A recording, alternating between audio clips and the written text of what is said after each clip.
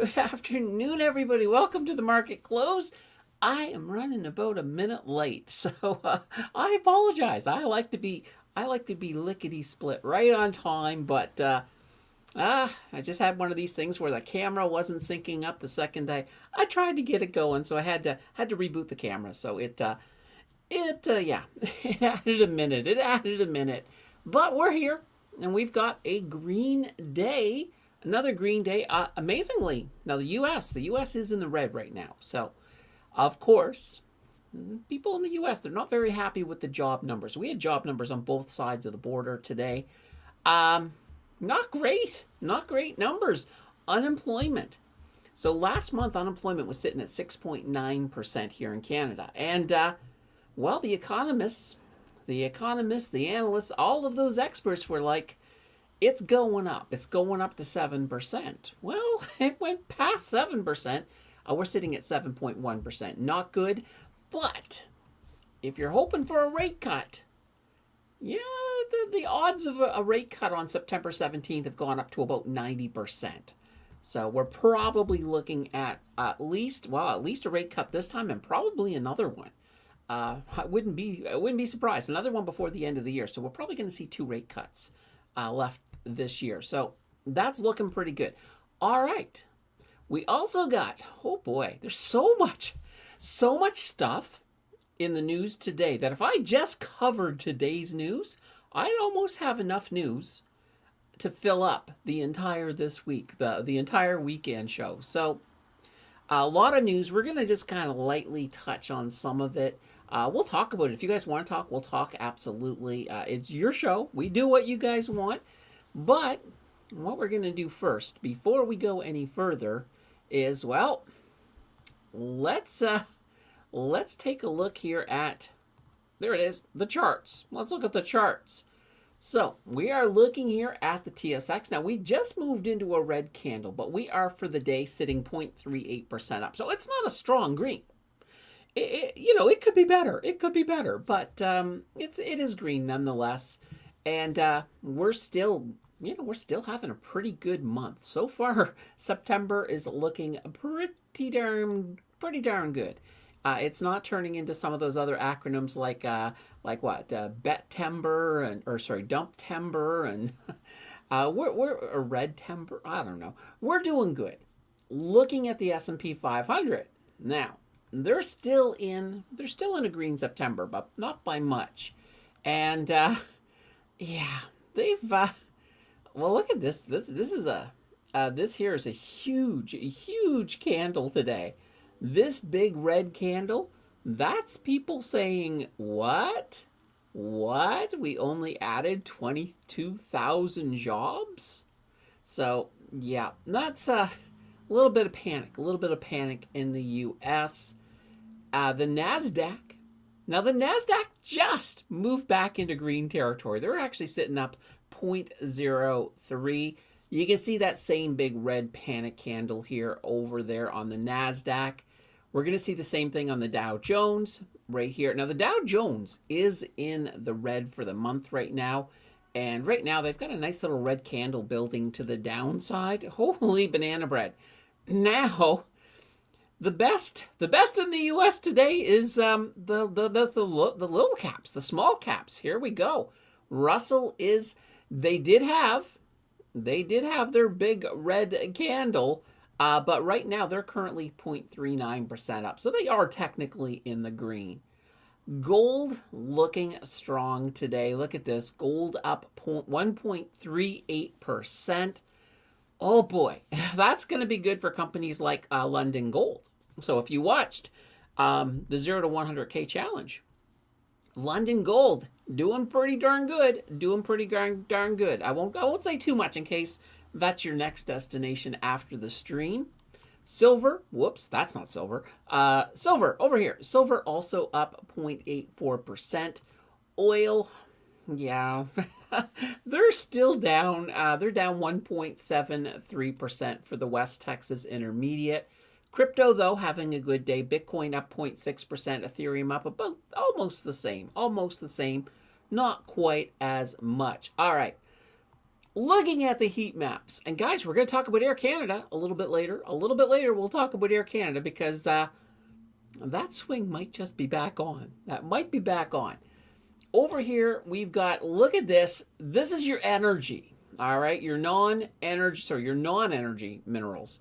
So these are your gold. Like you get, see, Barrick Gold up 4.31%. London Gold, I've been talking, look at this, 93.7.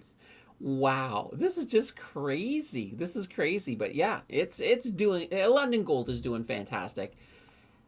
I hope, I've been talking about London Gold now for months and months and months.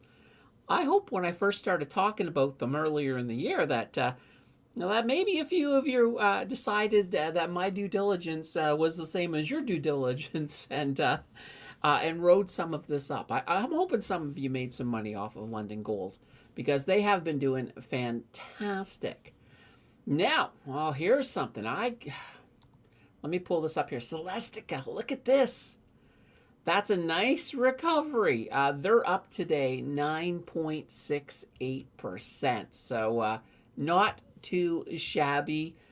Everybody else kind of flat. The oil stocks, of course, they're down. Like C&Q is down 3%. Cenovus down 2.70%. There's some stuff that's down for sure. There's a stock that's not showing up here that we're going to look at a little bit later. Yeah, we'll get to that here in a moment. We're talking bird construction. We're going to talk about bird construction today a bit. Looking at the United States, we got, well, look at this. NVIDIA's down almost 3%. Microsoft down 2.79%. Berkshire Hathaway's down. JP Morgan's down. MasterCard's down. Tesla, not so much. And there's a reason why Tesla is having a not a bad day. Not a bad day. Basically, there's a, and I'm covering this on the news. It is one of the news stories coming up on Sunday.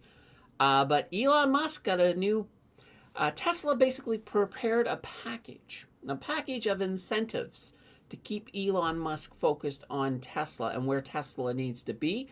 And investors are pretty happy with it. Investors are liking it. And, well, if they can keep Elon focused, who knows?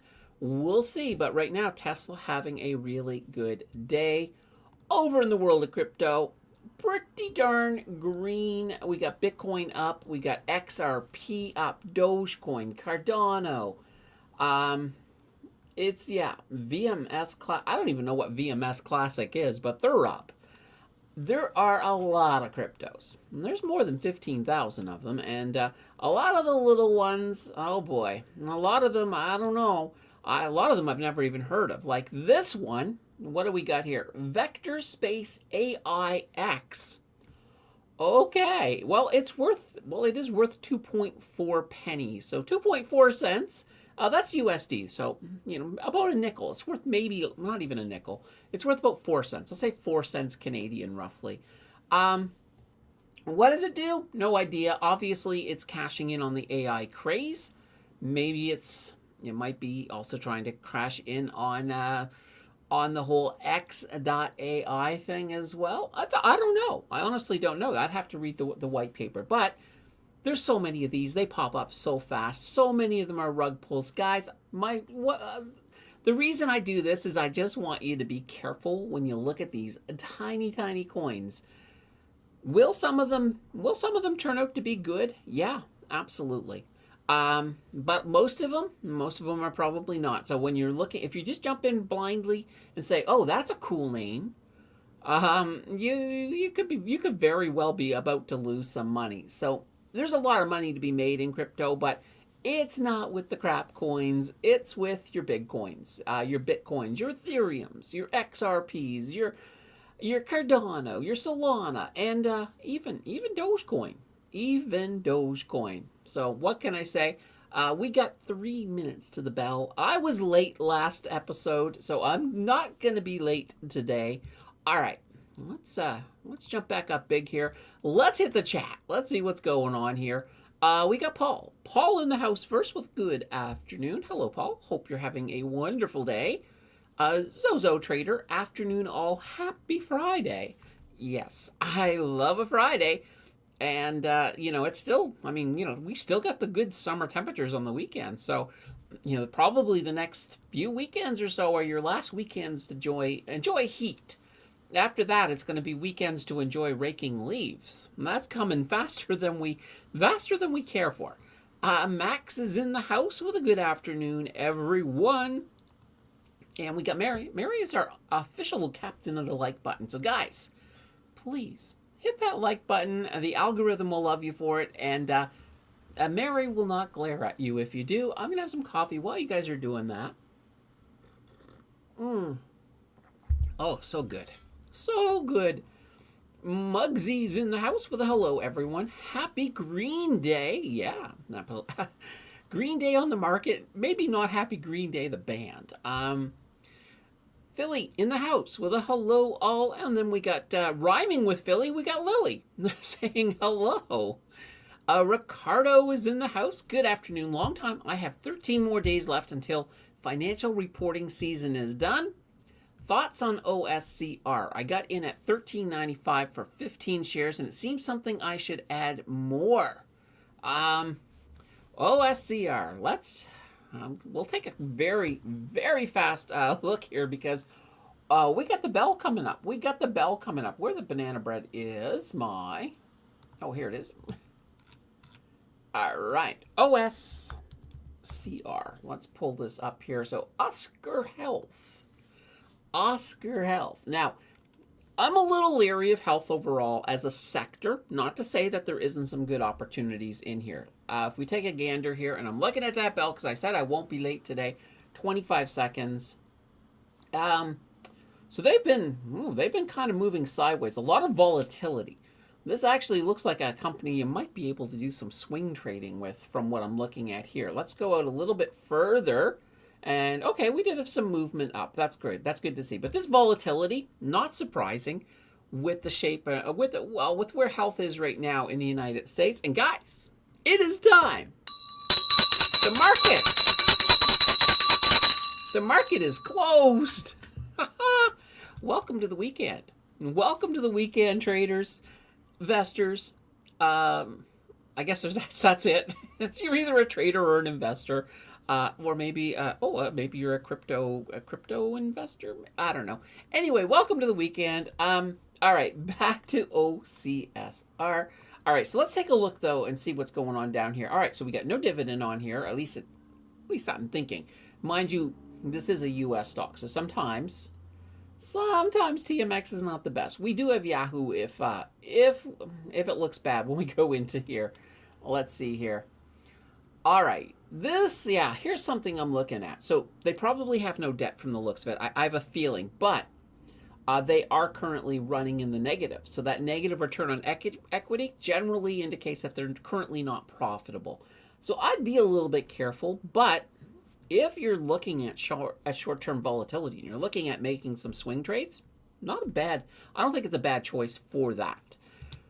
Brian is in the house with a good afternoon, everyone. And here, we'll jump back big screen until we need the side. I tend to just leave the side up too much. Ricardo says the U.S. is sitting at 4.3%. This is the third tick upwards past 4% since the beginning of the year. And that's right, inflation. So inflation is going up. Interestingly enough, I've heard some interesting theories coming out of the U.S. I've heard some people even say this is all Powell's fault for not reducing rates. But I mean, I guess the good news out of this is that, if this pressure and if this keeps happening to the economy in the United States, you're going to see some rate cuts. You'll definitely see some rate cuts. I wouldn't even be surprised if you get a 25 basis point cut in the next meeting here coming up in September.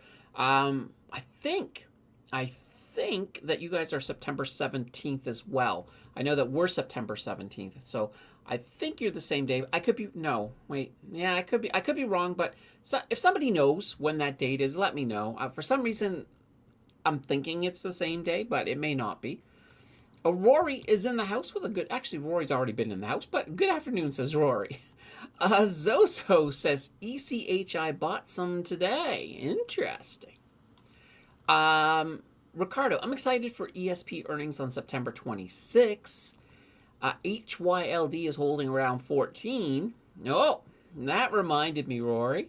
So I, of course, and let's go back. Let's go back here for a second.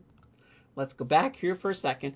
So, of course, we've been talking about Air Canada and the next swing trade that I've been planning on Air Canada. And I told you guys, I'm putting in my order. I'm putting in my order every day. And the second it hits $19, my swing trade begins. My swing trade begins. Well, here's that $19 mark. And guess what?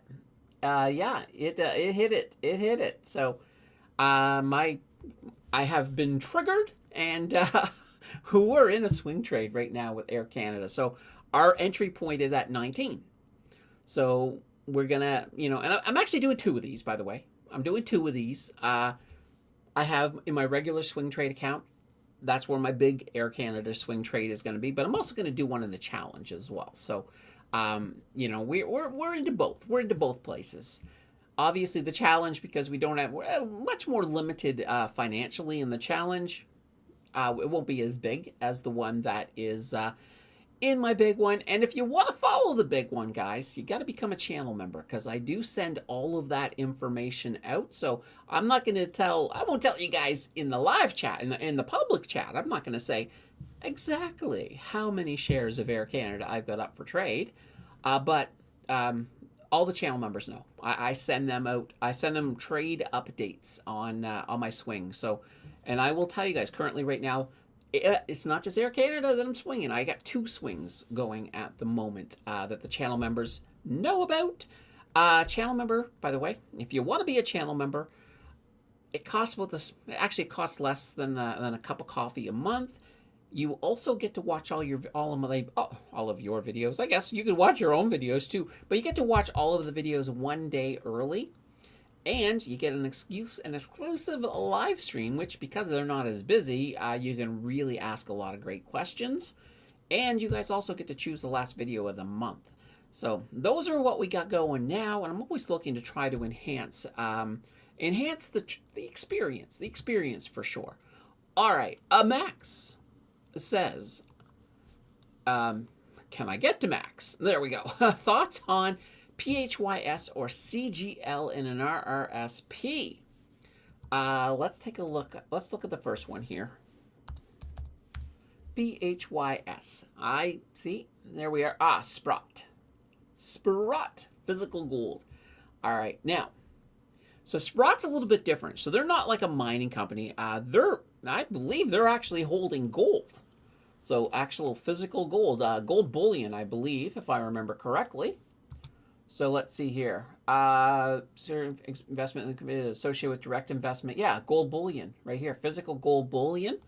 So Sprott, where's a good place? Well, you don't have a dividend. So honestly, here's kind of the way I look at something like this. If you have an asset that you know is going to be growing big over the next little while, yeah, you can put it in your RRSP. And you're growing a whole bunch of more taxable money. But what it boils down to is if your TFSA, if you're nowhere close to maxing out your TFSA, why wouldn't you put this in your TFSA? Because look at it this way.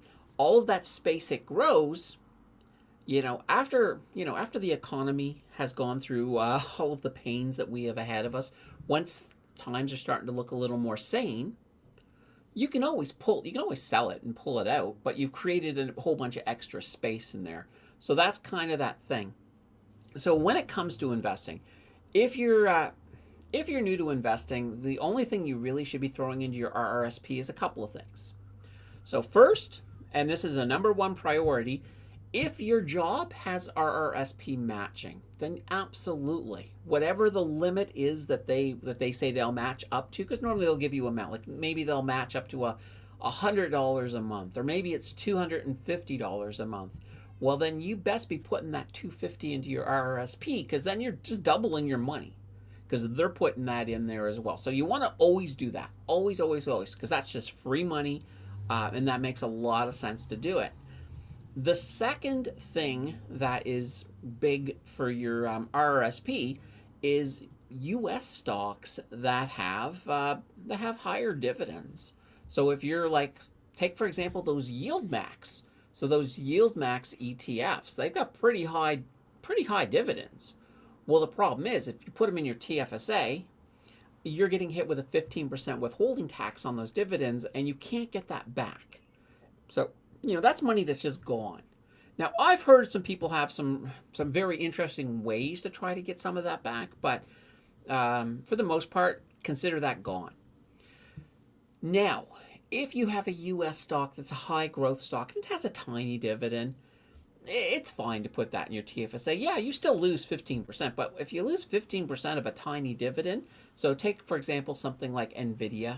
NVIDIA has anything, for me, anything under 3%, I don't mind putting it in my TFSA. I don't mind losing, 15% of something that's, less than 3%. But when it starts to get big, then I do mind. So those are kind of the situations. Now, once your TFSA is full, well, yeah, of course. The other last thing is if you are in a high tax bracket and you really want to defer some of your taxes until after retirement, yeah, that makes sense too. So that would be kind of that third category. But typically, if you're not looking for tax deference and you're basically got a lot of space in your TFSA, that's kind of that best place to go. I think the only exception, and this is an exception for everything, is if you want to look at highly speculative stocks. So basically, let's say you're playing around with some penny stocks. Those are dangerous to put into things, both in any kind of register, because if things go horribly wrong, and there's a high percentage chance that they might, you don't want to let's just say, for example, with your TFSA, if you throw $1,000 into a penny stock, and all of a sudden the thing just goes down next to nothing, and you're left with about $100. Well, you've now just lost $900 of contribution room. That's just gone. Well, our TFSA room, but that just, it's not the type of thing that you want to put in there. So I'm always a little bit careful with things like that. All right. Tangent finished. Let's move on. Paul sold some strategy in August for 336 and bought more Tesla at 328. Today sold some Tesla at 350 and bought back strategy at 336. Should have done it earlier today. 10% strategy and 49% Tesla positions after. Okay. And Rory. Yes, bird construction. Let's take a look here. There's something that's going on here, guys. All right. Bird construction. Here we go. Look at this. Look at this jump. So what the banana bread's going on? Well, I've been saying this for a long time, that bird construction, they are poised to pick up a lot of the government infrastructure contracts. They're very good at navigating that space. Very, very good. And, well, as some of the information, of course, has been coming out, that a lot of that infrastructure money is going into ports. So, bird construction, what do? They buy, well, they bought another company. They bought a company. It's going to close late in basically the last quarter of this year. That, well, basically they're an infrastructure port type company. What is their name? I can't remember their name off the top of my head, but I can find out for you here in just two shakes of a lamb's tail. Let me just see here. All right, so they bought, let's see here. I have it, because I get a story for it on the weekend. Fraser River Pipe and Dredge. So that's the name of the company. I believe their ticker is FRPD. So they are they're basically Canada's largest marine infrastructure and land foundation company. So they bought them for $82.3 million. Now, there's still the regulators still have to sign off on it, but they probably will. But what this does for bird construction is it really maneuvers them into a. They were in a great spot before. They were in a great spot when it comes to some of these infrastructure contracts. This has moved them into a an even better spot. So this is huge for bird construction, and you can see the investors are happy. This drove them into a little frenzy this morning, and I'm I like I said, I've been bullish on Bird for a long time, and I have said it over and over again. I'm a little bit of a broken record on Bird, but here you go. Here you go. This is the stuff I've been talking about. It's happening. It's happening. All right. Ricardo, anybody made any plans with AEO? Sydney Sweeney made their bag. Good question. Don't forget to ring the bell at 4. Okay, I did it. I did it. Makes me think I'm really far behind. If you're like, I'm about 13 minutes behind in the comments, guys. 13 minutes. So if I don't answer you right away, it's because I'm 13 minutes behind. Brian, I hate that BTC and ETH seem to go up on the weekends after hours when you cannot do anything with your ETFs. Yes. That is one of the problems when it does come to crypto and ETFs. You're locked out when the market's closed. It's it's annoying. It's annoying, but if you're holding for long term, it's not a big deal. But a lot of times you may see you may be holding that ETF, and all of a sudden crypto crashes overnight.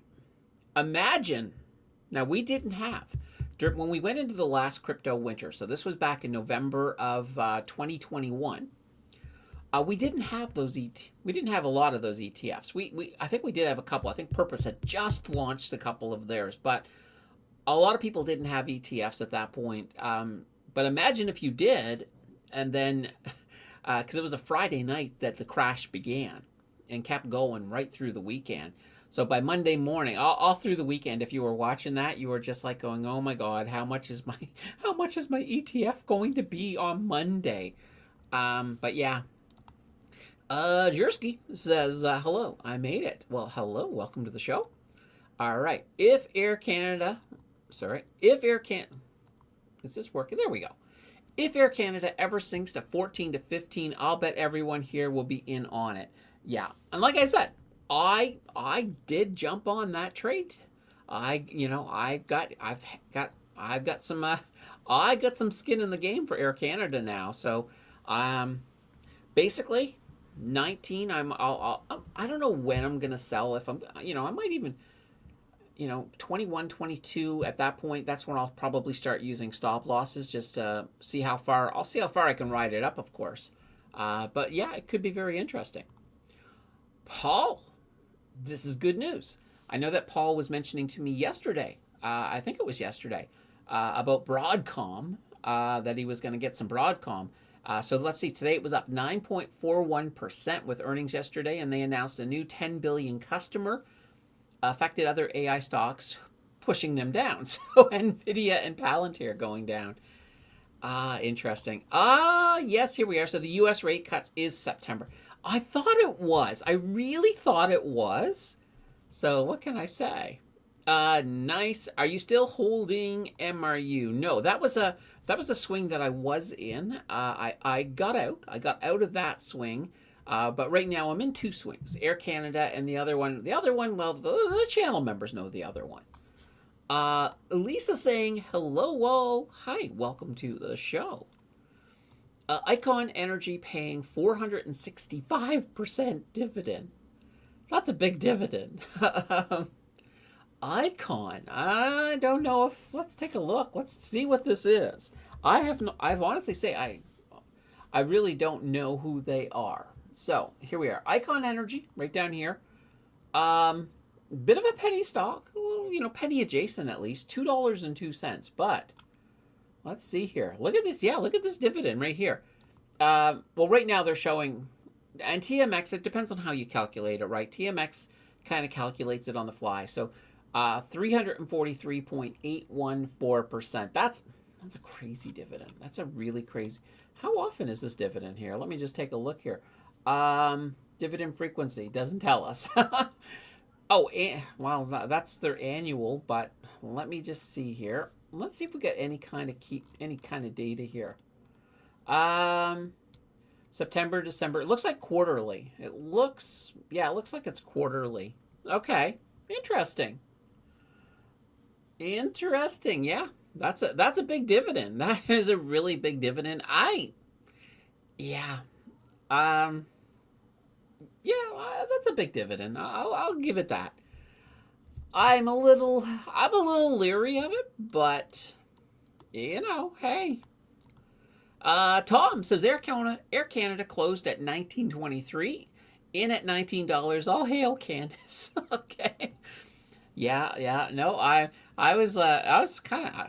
It was funny too because yesterday I was looking at Air Canada. It was sitting around. It was still at 19.20. I had my limit buy in there, and I think I went to lunch.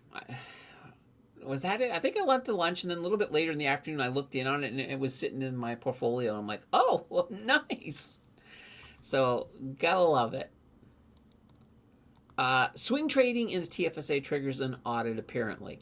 Yeah, if you do frequent ones. Longer term ones are fine, but if you're doing a lot of frequent swing trades, like things that are shorter than well, it basically it boils down to how quickly you're buying back more than how fast you're selling.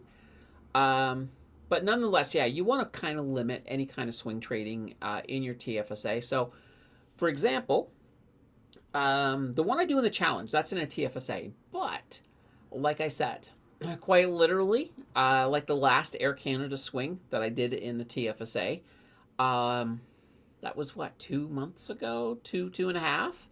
So there's usually a chunk of time. So if you're not doing it frequently, and you're doing longer ones, that's usually not an issue. Now, the one thing that you really want to avoid is if let's say I sold Air Canada, let's say it went up to $21 and I sold it at $21, and then the next day it fell down to 20, and I went and bought in at 20. That's one of those flags that the TFSA, that the CRA is looking for as well. So I would be a little bit careful with that. Now, like I said, if you're doing the occasional swing trade, and it's, especially if they're a trade, like, you buy something and a month later you sell it, it's really not going to trigger anything. All right. Now, mind you, just the other trades that I was talking about that I've got on the go, the big ones, those are not in a TFSA. Those are actually in a non-registered account because those are 100% taxable. That I already know. I already know that. Rory says, I swing in a cash margin account, learning that an accountant years ago made $1.2 million in a TFSA and got flagged for it. Yeah, and now that accountant, from my understanding, was pretty much day trading. That's what I had heard on that. All right, Ricardo. Let's see, in the U.S., you can use your capital gains and then stuff it in an IRA Roth, and your max contribution can offset the short-term capital gains. Oh, nice. Yeah, I would love to actually just pick up a book on the Roth IRA and just really dig deep into it. Because I know the TFSA, but not a lot with the Roth IRA. All right, let's see here. Carney wants his cut to fight his beloved climate change. All right, not a 1-to-1 ratio, but almost. Every single home builder benefits from a rate cut. There we go. Thank you, Candace. What did I do? What did I do? All right. Chris has become a channel member. Welcome, Chris. Welcome to the channel. All right. Oh, I've actually caught up. Sorta. All right. Well, now I've caught up because of Jonathan in here with the welcome to the club. Let's see, BlackBerry up 2.11%. That's pretty good. I'm liking that. I am definitely liking that. I've been pretty bullish on BlackBerry. Let's actually head on over. Let's go over to good old BlackBerry. BlackBerry Limited. Here we go. Yeah, look at this. That's a nice little movement. But I'm going to pull up that 3-year here. You can sort of see one of the issues is when you look at this, it's nothing exciting. You're probably looking at this and saying, look at all of this volatility. But the thing is, a lot of this volatility in the back end, it really isn't. It really isn't anything to pay attention to because BlackBerry has completely restructured since then. They're doubling down on their on the quantum security part, on the Internet of Things, on that aspect as well. So pretty much this, I would even say the last 1 year is pretty much your most relevant data on the current BlackBerry and where BlackBerry is today. Now, looking at it from here, this big spike here, that was all thanks to Google and their Willow chip. So Google announced Willow chip. That was their basically the world's first quantum computer chip. That got everybody all excited, and anybody remotely into quantum or into investing, anybody thinking about that, they kind of went, yikes. They exploded, and there was a big explosion here. There was a retracement as well. Now keep in mind, this retracement was set off. I have an answer for that. Thank you. This retracement was set off as well because Liberation Day was in there as well. That didn't help, but they're moving healthy now. And long term, like quantum hasn't even begun to sing yet. This is the whole thing, though. So a lot of times people, they look at it and say, "Oh, well, it's over. It's done." It's like, no, it hasn't even begun. Right now, we're still in the AI song, and quantum will be next. Quantum will be the next big thing, and quantum's going to change a lot of things. A lot of things. Will it be as big as and impactful as AI? You know, maybe. The thing is with quantum is it changes the ability for computers in every aspect, because what happens is, instead of having the way computers work now is everything is on or off. But with quantum, they can be on, off, or they can be both. So that sounds like, oh, you're going from 2 choices to 3 choices, but it's actually a lot more than that. So quantum computers can basically run all kinds of calculations at the same time, whereas a regular computer chip that we have today just can do one at a time. Now, you might have 4 or 5 chips, or maybe you have 8 chips in there that are all doing one at a time. But with a quantum chip, you'll have one chip that's doing that might be doing 20,000 at a time, or even more.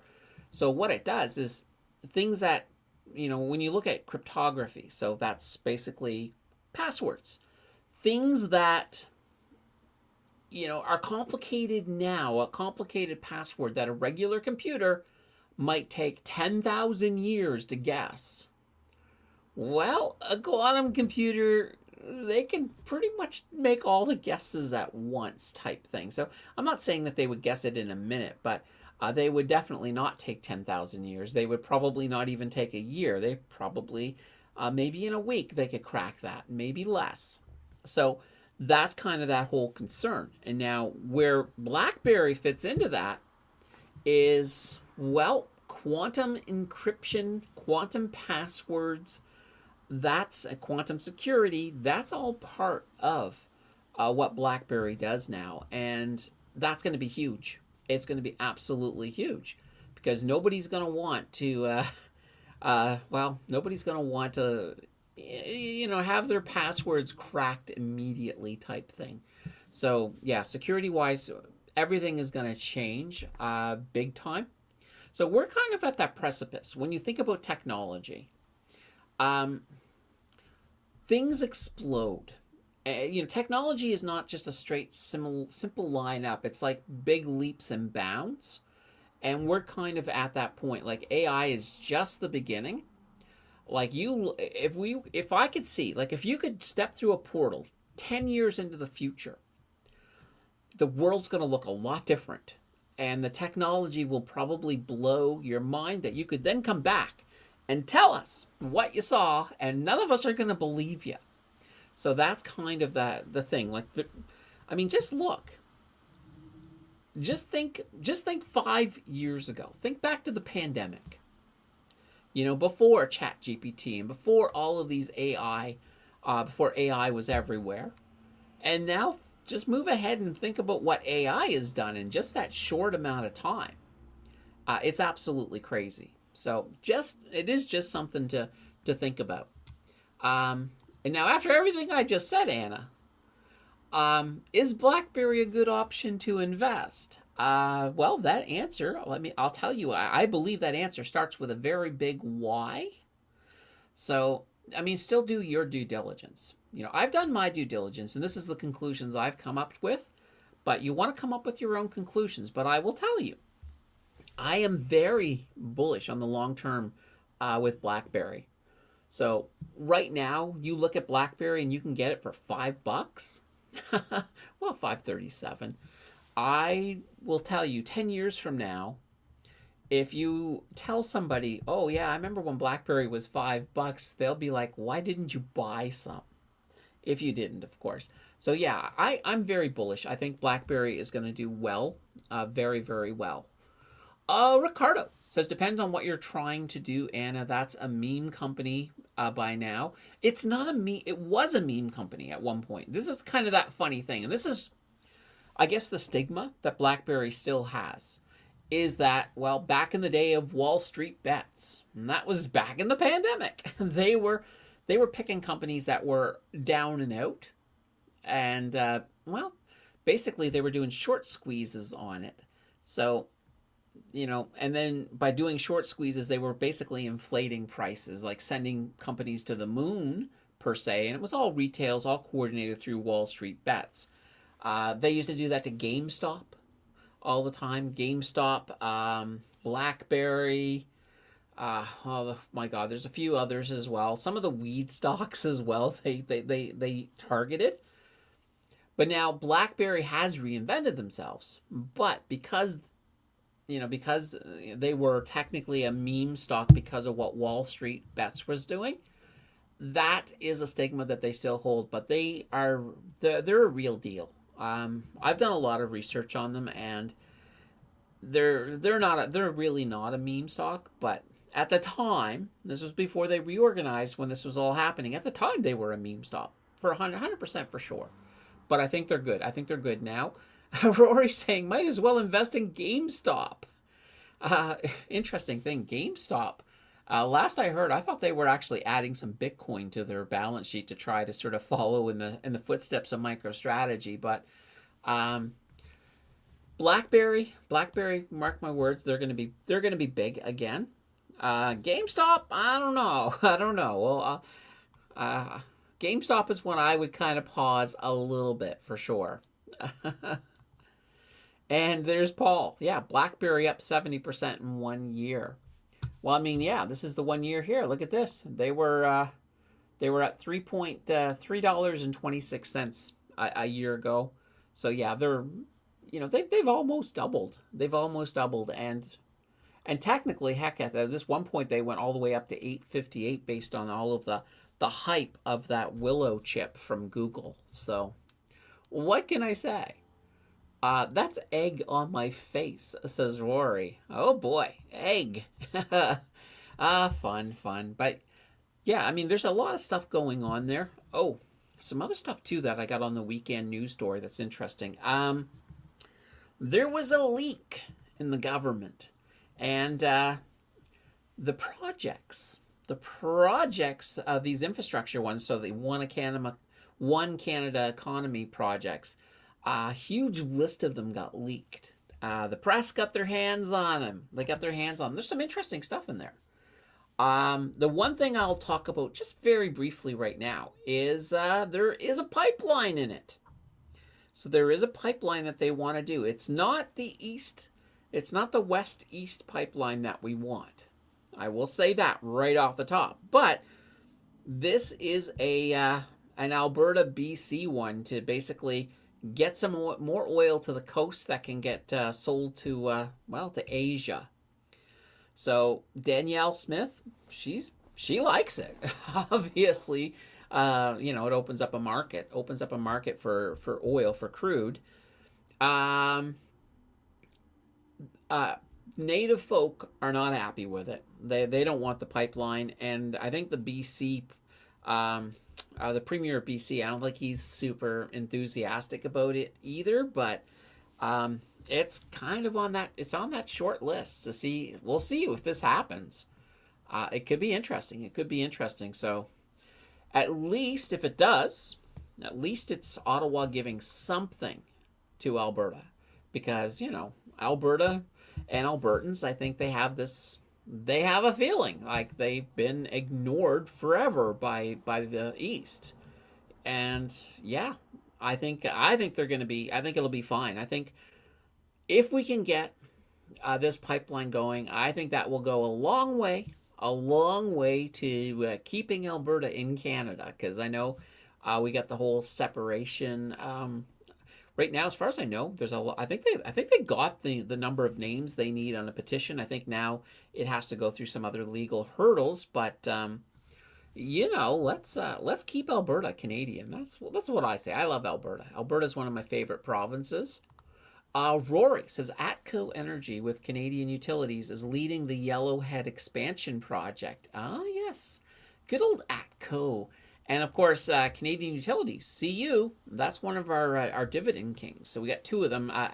We got Canadian Utilities and we got Fortis. So those are both. And a dividend king, if you're new to the channel, a dividend king is somebody who has raised their dividend for 50 years in a row. So that's going to be interesting. All right. Paul says, I was up in the morning when Broadcom got to 356 and closed at almost 335. I could have sold some in my RRSP, but I didn't.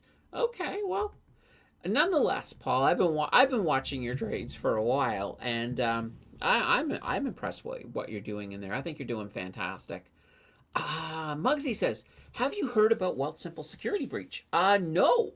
This is the first I've heard about it. So, looks like I got to look into that. If you have any more details, throw them into chat. I do not know anything about it, but not something I want to hear. Not something I want to hear, because I know a lot of us are using Wealthsimple. Now, I will say, Wealthsimple, highly regulated. They've got insurance up to the yin yang. I'm not concerned, but it just comes down to what type of security breach was it? Was it a situation where people were trying to steal personal data? And that's never good.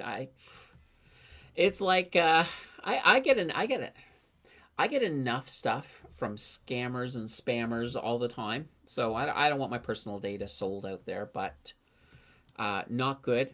So client data, including SINs. That's not good. That's not good. And Brian says it was just the SIN data. Okay, well, if it's just SIN data and they don't have any reference, like a name to go with that SIN data, that's not so bad. But I have a feeling they have names too, and that's kind of halfway to stealing someone's identity. If you've got a name and you got a social insurance number, you're not that far. You're not that far away. No funds were accessed or stolen. Yeah, and that part I'm pretty. That would be. If somebody was able to pull that off, I would congratulate them for being able to do that, because that would be crazy skills. How hard that would be absolutely crazy. But at the same time, yeah, throw them in jail. I don't want to make it sound like I'd be like, congratulations, that was pretty amazing. You're free to go. I know they still need to pay for it, but let's see. Mugsy says, they said if you didn't get an email from them, you should be okay. Okay. I did not get an email from them. So my social insurance number is safe. Good to know. Good to know. But yeah, what can I say? Yeah, I don't like to see security breaches at all.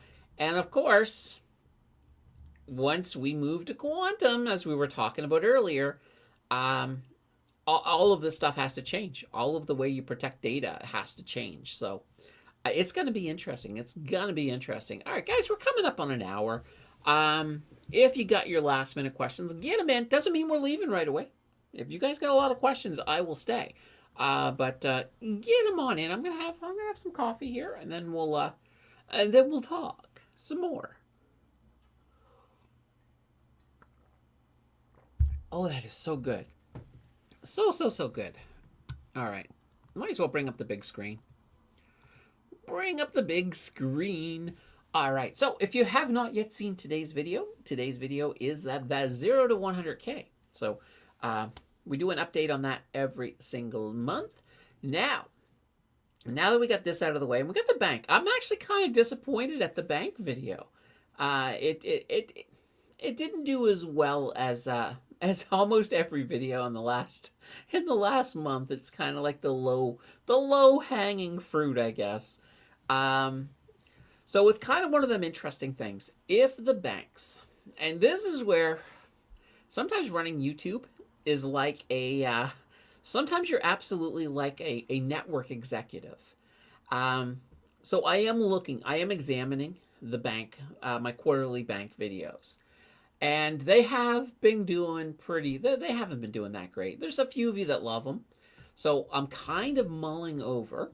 What I'm thinking about doing is adding my bank reviews to the weekend live stream. I'm thinking I might just start doing that.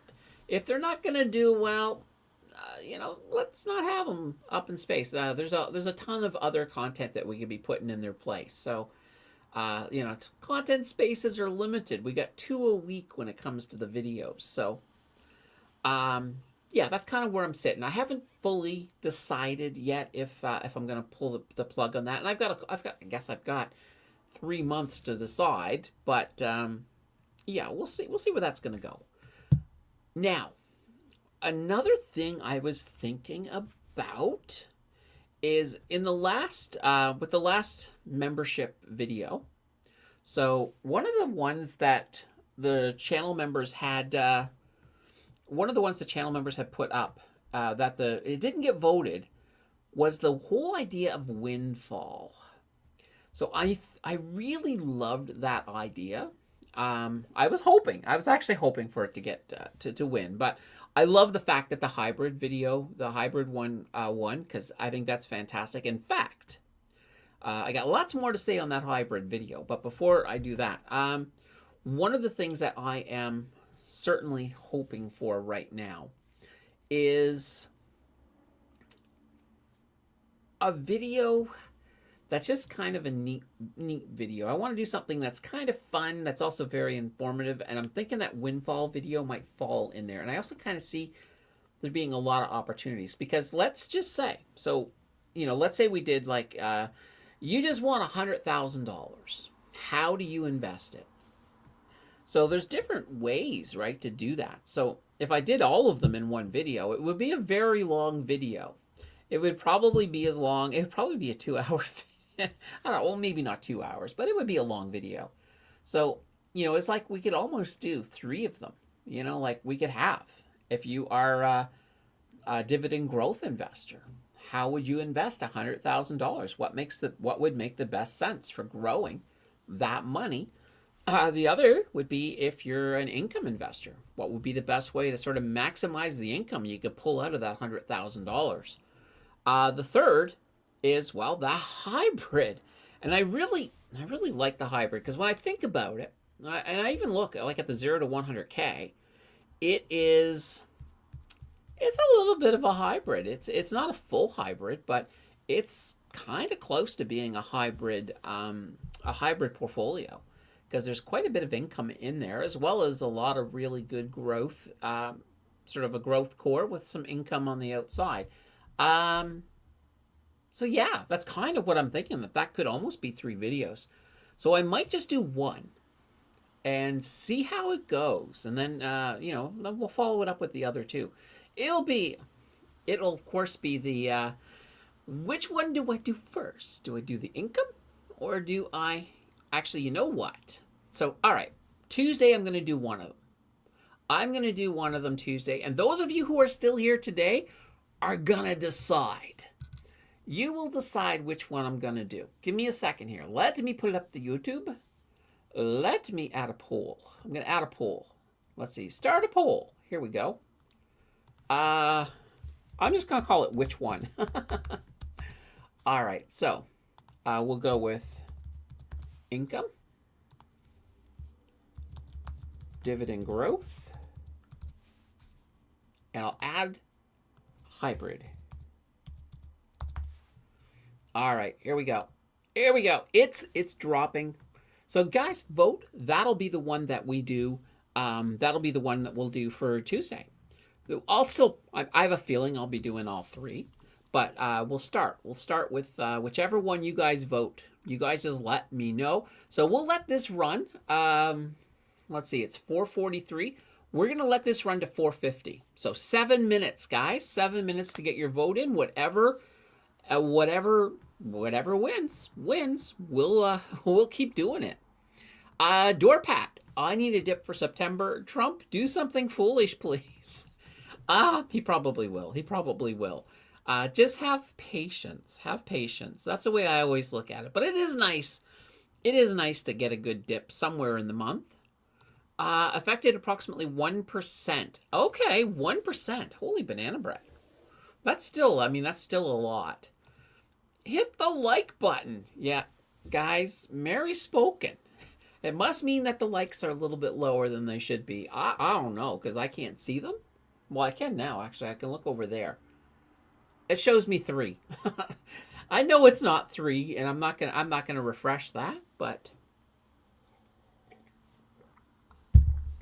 all right. I'm just taking a quick gander and see where we're at right now. Hybrid's leading right now, 47%. So those of you who want the income one, you better get your vote in. You better vote. You've got, just see, what time is it? You've got 6 minutes left. 6 minutes to vote. But right now, hybrid is leading 47% to income 33%, dividend growth 17%. Doorpat says, which quantum stocks are you betting on? QBTS. I do like QBTS. But I'll tell you this right now. As we start to move a little bit more towards quantum, I will probably initially, other than BlackBerry, I'm probably going to look at an ETF. Just because a lot of times when there's a whole bunch of startups, you just don't know which one is going to win the race. And at least with an ETF, you are in a position where you have a better chance of winning that race. So we're gonna see here. Doorpat says I can't see my comments. That I don't know why. Probably a setting in YouTube, I think. But all right, let's see here. Brian says I would be interested in that if I had 100K. Mary says, love the 100K. Mario says, if I had 100K, I would get some XEQT. Tom says, I'm a hybrid investor and would love to hear that kind of input. Yeah. Well, right now, it looks like hybrid's still in the lead. 47%. Actually, you know what? I'm going to refresh that other screen over here in case it's not updating. All right, here we go. Oh, no, it's now 50%. Hybrid is leading 50. It's looking like hybrid's going to win, but we'll see. And, hi, Lily. And you want income. Hybrid will have some income in it, absolutely. Probably a good amount of income, but I will do a pure income one as well. I know I'm going to be doing both. Actually, I know I'm going to be doing all 3. I already know it. I'm pretty darn sure. So that will definitely be happening. It just means that it looks like hybrid's going first, unless things change. There's still 3 minutes left to vote. 3 minutes left. Brian says, I would dump it all in to TSLY and get $3,300 a month premiums. All right, fair enough. Going in all in on Tesla. Dividends. I love dividends. Dividends are awesome. Zozo says, vote hybrid will send you free banana bread. Okay, There we go. It's like come to the dark side. We have cookies. But in this case, we got banana bread. That's better than the dark side. Rory, I'll dump it all in on Icon Energy and get that 43,056% dividend. There we go. 7 minutes. I love a good dip in the market. And Mario says I pressed the like button. All right. So yeah, we got 2 minutes left to vote. So this is the next video. We're doing how would I allocate a $100,000 windfall? So for example, maybe it's a lottery win. Maybe it's an inheritance. Maybe you were just walking down the street and you found a bank bag. Those stories though usually don't end well. But Paul says S&P 500 inclusion gets announced at 5:05 Eastern. Ooh, interesting. I like that. Lily says thank you. No problem. Yeah, we'll definitely. I know what you guys like, so we're gonna get it done. Hybrid is now up to 52%, guys, and we got a minute and a half left to see. Now this is kind of fun. See, sometimes coming to a live stream can be just awesome because gives you some control. I need to do this more often because this is kind of fun. And it also takes the pressure off of me. It's like, all right, I'm liking it. I'm liking it. Yeah, I'm liking it a lot. Hybrid already won at 52. Yeah, unless a bunch of new, unless a whole bunch of new people, like a busload of people, pull into the live stream right now and say, hey, let's all vote. It's probably going to be hybrid from the looks of it. We got, you guys got about 40 seconds left. 40 seconds left if you want to, oh boy. All right. I was not laughing at you, Valveman. I was actually laughing at Tom, but I'll laugh at Tom in a second. Let's see. It is sad so many do not invest in their TFSA. I have even tried to convince people why investing in a TFSA can add to your income with monthly dividends. Hard to convince some people. Yeah, amazingly, there's a lot of people with TFSAs that just have cash sitting in it. Just, they just put money in it, and they like a savings account. And, it's like, what the heck are you doing? No, it is an investment vehicle. I think they named it wrong when they created it. They probably shouldn't have called it a tax-free savings account. They should have called it a tax-free investment account. So, a TFIA. And that's what they should have called it. All right. Now, this is what I was laughing at. I saw Tom say, all hail, and it says hybrid. But in my mind, I said Hydra. So I was like, all hail Hydra. And that really, if you're a Marvel fan, that's really funny. Brian says, I could only vote income once. Yeah, I know. CNN calls it's hybrid. Yep, it is. Oh, yeah, right. The time is there. The time is up. All right, let me go back over here. Oh, let me just refresh. I gotta close the poll. Let me close the poll. Everybody, you guys got like about a minute of extra voting in there, but it doesn't matter. It doesn't matter. There we go. Hybrid it is. Hybrid wins. So yeah, that's going to be Tuesday's video. Channel members will be able to watch this on Monday. So we're going to look at a $100,000 hybrid portfolio. Holy banana bread. This will be fun. I'm going to like it. I like this already. A door pad. Maybe it would help me decide between sitting on a lot of cash waiting for Trump's tantrums. Maybe. Jay says, I'm doing an experiment with S-Day, C-Day, and for the time being, probably transition to growth ETF. Okay, interesting. Let's see. Icon information on Quest Trade says a 7 dividend and 14.29%. Interesting. Are you looking at the U.S. one, though, Paul? Because I thought there was like a Canadian one and a U.S. one. Isaac says, I sold Alimentation Couche-Tard today and went higher after I sold it. Oh, isn't that the way? Isn't that the way? It's one of the reasons, like, if something is in an upwards momentum and I want to sell or take some profits, I usually use a stop loss to do it. And I just move it up a little bit as I go. Or if you do happen to have a broker that has a trailing stop loss, that's even better. You can set that. The only thing I warn people is that if you set it too close to the price, um, sometimes it can trigger pretty easy. So I do set it back a little ways, so that I don't have any of these normal regular volatility as it's moving up triggering it, because that kind of sucks if it just goes down a tiny bit, triggers it, and then goes to the moon. That's never fun. Paul says, woohoo, has 8 stocks ETFs now, diversified in the RRSP. Yes, the US icon. Okay, interesting. Very interesting. Yeah, because I know that TMX was showing that the crazy high amount as well. Rory says, I'm officially into the high income space with the covered call ETF, starting with 1 position. Nice.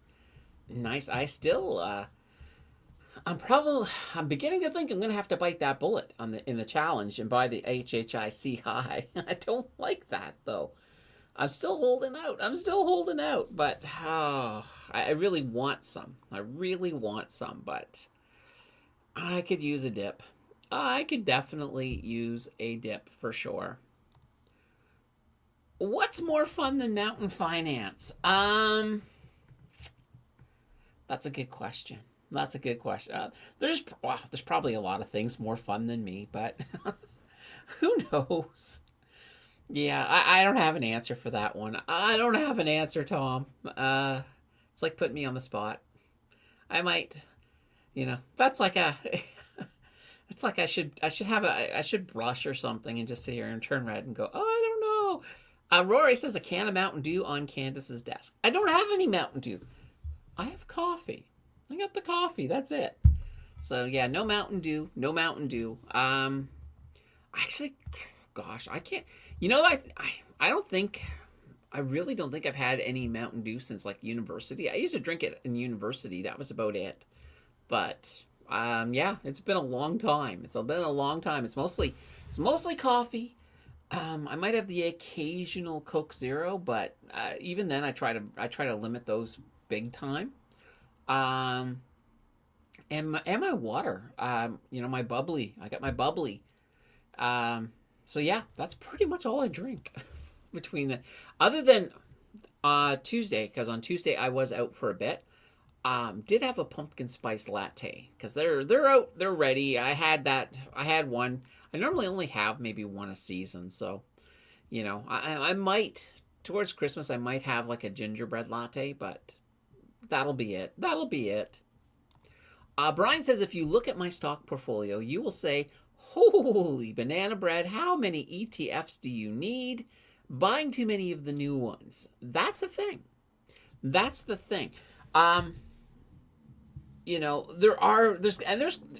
a lot more coming out. I mean, just Evolve has a couple of big ones coming out. What is it, Biggie and Maple?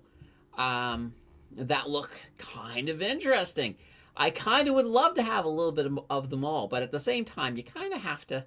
When you look at ones that are doing exactly the same thing, you kind of have to sort of say, well, do I need both, or do I want to go one? I mean, you can have both. It just make sure your diversification is a little bit lower. Yeah, there's definitely a lot out there. I actually saw something in the news the other day. I actually don't even have this as a news story.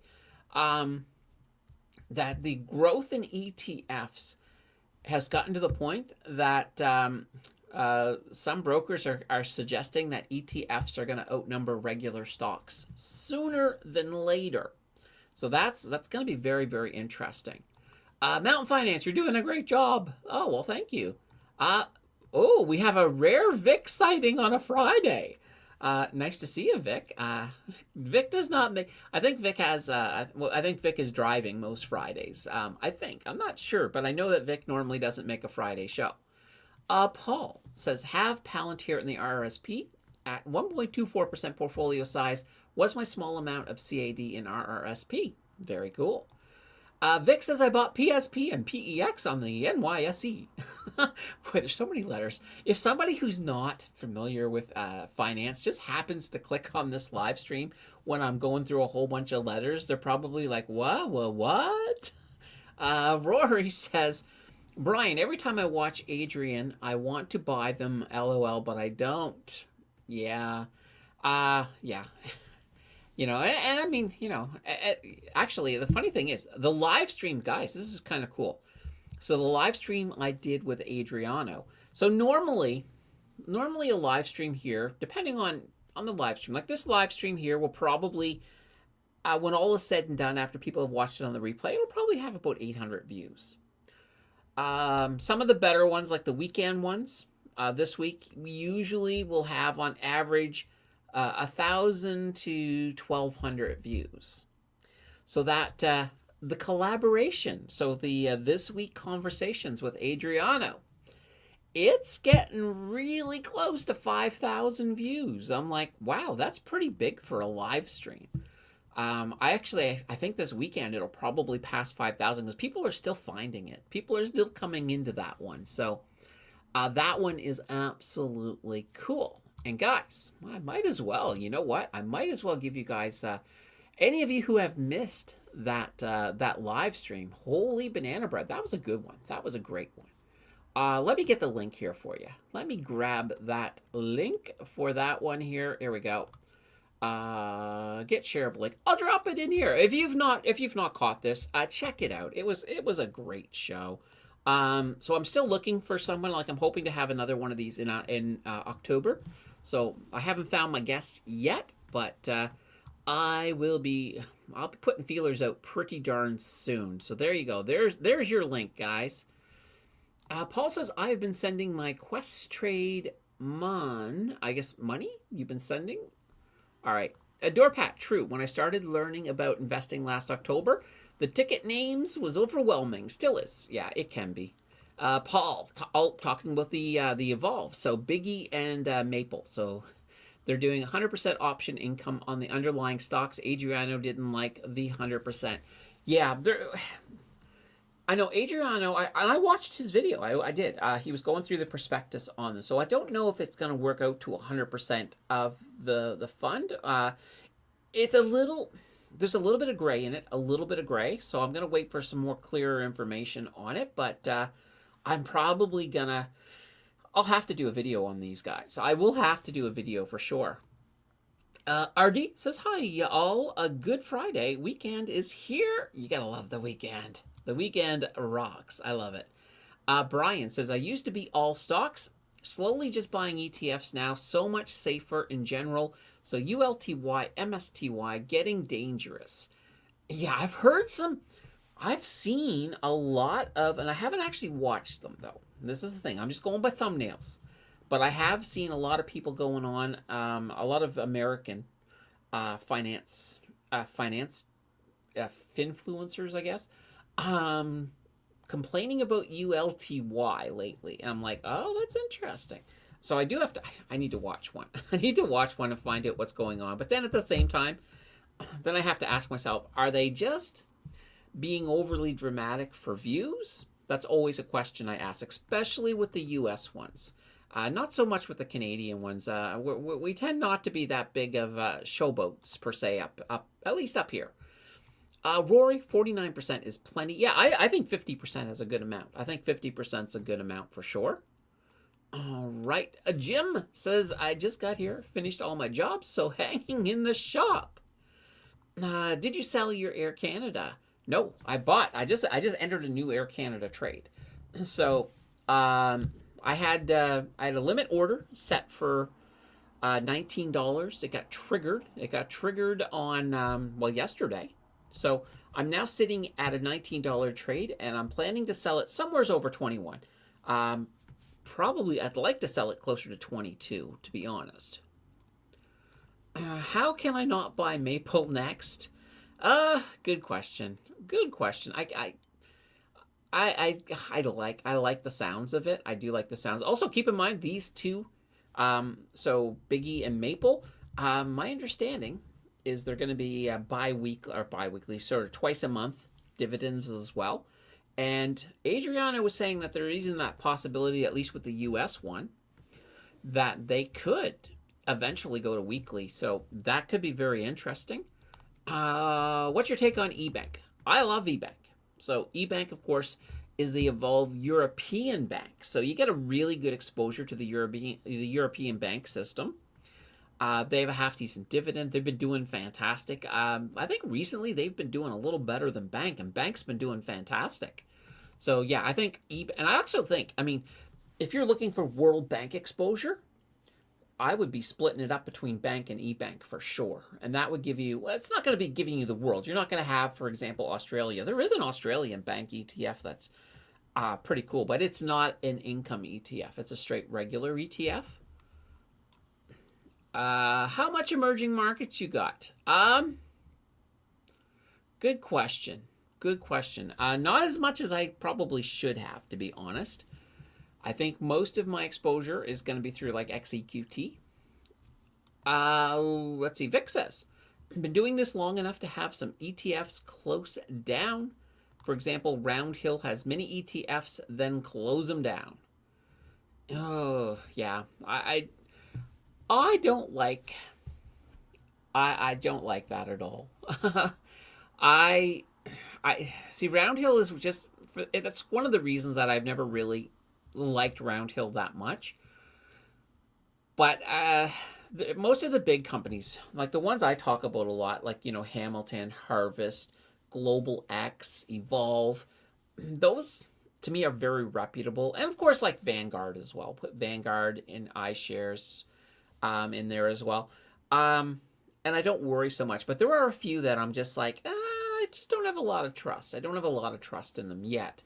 Or maybe I never will in some cases. Reverend Ramirez says, I just discovered I could click on Visit Community on your channel. Nice. Nice. Yeah, and there's also, apparently, there's a few different things you can do. So there is a community tab that you guys can leave posts on. I'm not exactly entirely sure how that works. I only noticed that Jonathan made a post on it. That's one day. I'm like, it took me a while just to figure out how to even get there. I haven't yet figured out how to reply to him, but that's kind of one of those newer features, and I'm figuring that one out. The other one is there's a new feature called Hype. So when you're on the video, if you look underneath where the three dots are next to share, they'll give you a bunch of different options like thank and thing. Apparently, some people might see a hype in there. And what that does is if you click on it, and now I'll warn you though, don't waste a hype unless you really want a hype, because I think you only get like 3 of them. I think, yeah, and I don't know if it's like 3 a month or 3 a week, but I think you only get 3. So you basically, you can hype your 3 favorite YouTubers. You just go, you know, if you have it. Now, I know they're just rolling it out. I looked on, I went to a whole bunch of different Canadian YouTubers myself earlier, and I did not have a hype function at all on any of them. But it apparently for some people it is there. So, and I don't even know if find out if somebody hypes me or not. Like, it's so new, I don't know how it's going to look. I'll get all excited though if I do it. That'd be fantastic. I don't even need to know who hyped me. I just want to know, did somebody give me the hype? Because that's kind of cool. And basically what the hype does, just because, you know, I was saying hype, and you're like, okay, well, what the heck is hype? It's a thing for YouTubers under 500,000 subscribers. Basically, it's a way for people to interact with them, to give the algorithm a bit of a boost, to give the algorithm a boost to try to help the channel out a little bit. So if you got it there and, you know, I'm one of your favorites, then hey. But I have a feeling that none of you will have it, because I haven't seen it or heard of it yet in Canada, and I think it was rolled out to Canada today. Like, they had it in other countries, but I think Canada was one of the ones that came today. So it may be that, well, you know what, if they rolled it out today, maybe they just didn't give everybody their 3, and then maybe you have to wait till October. But anyway, that's just something that's out there. If any of you, oh right, this is a live stream. Yeah, the live stream just has dots. It has to be on a video. And it has to be a video that was released within 7 days. That's the other thing. So, for example, right now, if you had it, the only videos you'd be able to see it on would be, well, today's video, the 0 to 100K, and the bank review video. Those are the only 2 that that would be within that time frame. All right. Brian says, I had bank for a while. eBank is one of my new ETFs because your video on it. Nice, nice. Yeah, I had it on a list. Interestingly enough, I would love to do a deep dive on eBank. I'm holding off because Evolve. As you guys know, I was doing some videos for Evolve, so I did a couple. I did eBit and I did Bank. I did a deep dive. The next one that I was scheduled to do was eBank, but they've had some regulatory changes over there at Evolve, so they've kind of got all they kind of put all of their other sponsorships on hold while they're going through that. I don't know when that's going to be done. They could message me tomorrow and say, "Hey, let's get it done immediately," or they might, or maybe it'll be next year. I honestly don't know, but for now I'm holding off because if I go and just do it for free, then I won't get paid. So, but I like eBank. Jay says we need more budget airlines in Canada. I'm sick and tired of monopolies in Canada, including groceries. Yeah, absolutely. There's a lot of that in Canada. It sucks. All right. Rory says, let's see, Rugpool Corp, trust us. Just try living where I am. Flights can hit 1,000 just to Vancouver. Oh, wow. Clip save report. Yeah, the live dots on the live stream. Yeah, the live stream's not going to have it, but regular videos for sure. All right, guys. Another one of these shows. I love Friday shows. I love the Friday shows. All right, so we will be back here on Sunday. We will do this all over. Well, it'll be a completely different show. We'll have the news, but we'll have some fun. We'll have some fun. And those shows go a lot longer. Actually, last Saturday, oh my God, we went 3 hours. Maybe we'll go 3 hours again this time. It's up to you guys. I mean, if you guys are busy, like as in just keep on hitting the questions, I don't mind going. I always look at it that way.